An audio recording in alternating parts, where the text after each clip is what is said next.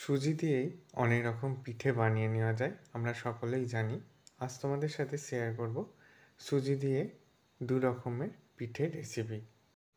প্রথম যে রেসিপিটা তোমাদের সাথে শেয়ার করব সুজির চুষি পিঠার রেসিপি। তার জন্য ওভেনে কড়াই বসিয়ে জল আর লবণ দিয়ে দিয়েছি জলের মধ্যে। এবার দিয়ে দিচ্ছি সুজিটাকে। 100 গ্রাম সুজি দিয়ে একটা ডো তৈরি করে নিয়েছি। এবার ডোটা থেকে ঠিক সলতে পাকানোর মতো সরু সরু চুষি পিঠাগুলো রেডি করে নেব। দেখো ঠিক এইভাবে। এরপর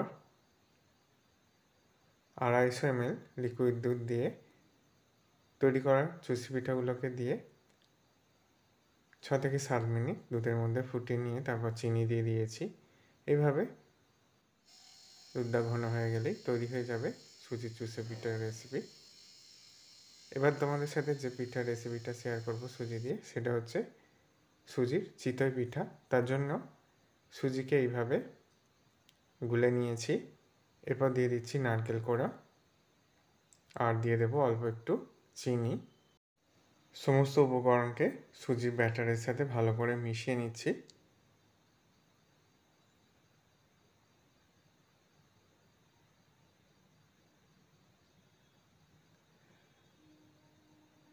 খুব ভালো করে ফেটিয়ে নেওয়ার পর আমি অল্প একটু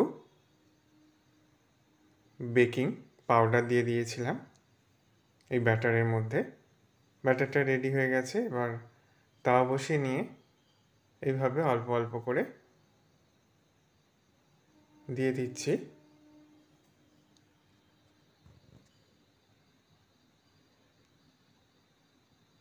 তারপর 2 মিনিট মতো ঢেকে দিয়েছিলাম। পিঠাগুলো রেডি হয়ে গেছে, তুলে নিচ্ছি। আশা করি সুজির দুটো পিঠার রেসিপি তোমাদের ভালো লাগলে বন্ধুদের মধ্যে অনেক শেয়ার করো। লাইক কমেন্ট করতে ভুলো না। সকলে সাবধানে সুস্থ থেকো। ধন্যবাদ।